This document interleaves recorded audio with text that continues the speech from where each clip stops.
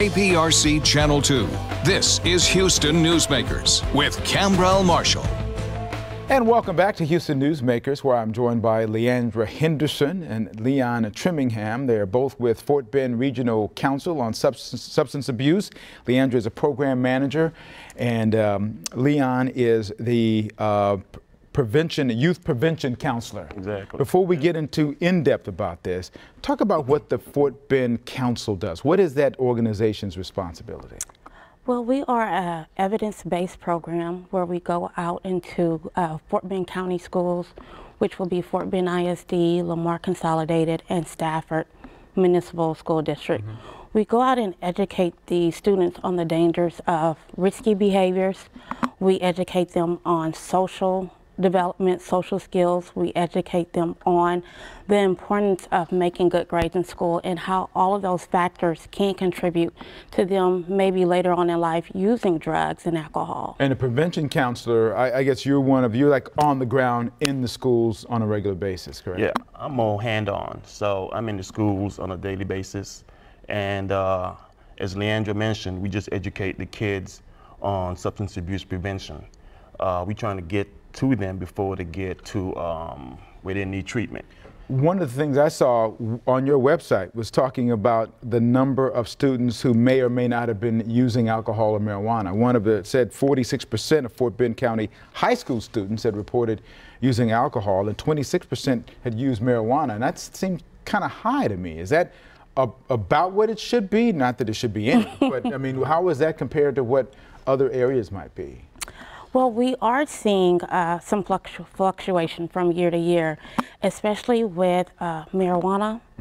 A lot of media and a lot of social websites have put out the medical use of marijuana, and a lot of youth are thinking that it's okay to use, but not realizing you have to have that condition, number one, and you're not of age, number two, and we have to teach them that the brain for youth do not stop developing to age 25, and you are causing irreversible damage. Leon, what do you tell the students on their level, because you're there every day, what kinds of things do you do to try to get them to understand the dangers involved with getting involved with either one of these things, drugs or alcohol? Well, one thing that we do is we do a lot of presentation with the kids so they can actually see the ramification of using drugs and alcohol.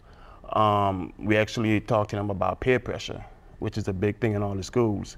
You may have some students who are not sure about marijuana or tobacco or whatever, but because they're seeing the peers using it, they want to try it.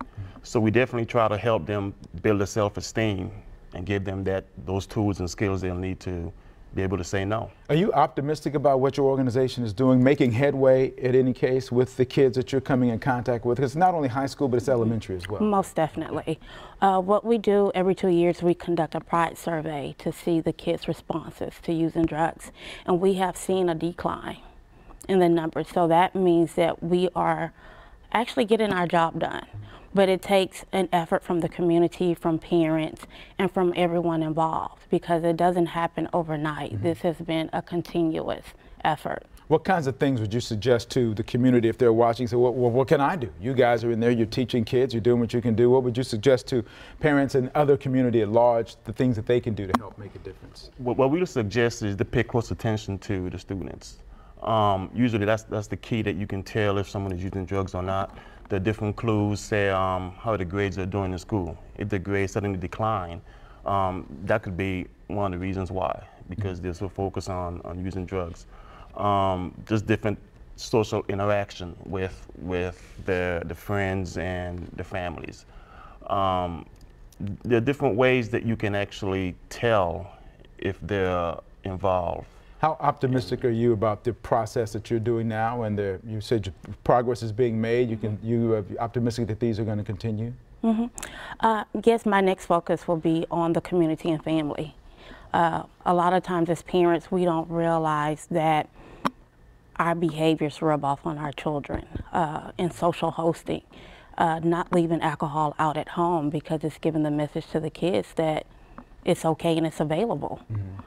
When we need to be putting it away like we put away prescription pills. I want everyone to be able to know how to get in contact with you. I'm going to put it on my website, Fort Bend, and it's an easy website, by the way, fortbendcouncil.org. That's pretty easy. Pretty easy. I'm going to put that on our website as well so people can get in touch with you. They need help, support, that sort of thing. Congratulations on what's been happening so far. I love progress. That's good when we can cut some of these things down. Thank you for coming in. Thank you. Thank you, Campbell. Much. Hey, we've got some interesting comments coming up for you. We've got it next week, a look ahead. A special guest, perhaps taking on the biggest challenge of his professional career. That's next when Houston Newsmakers continues.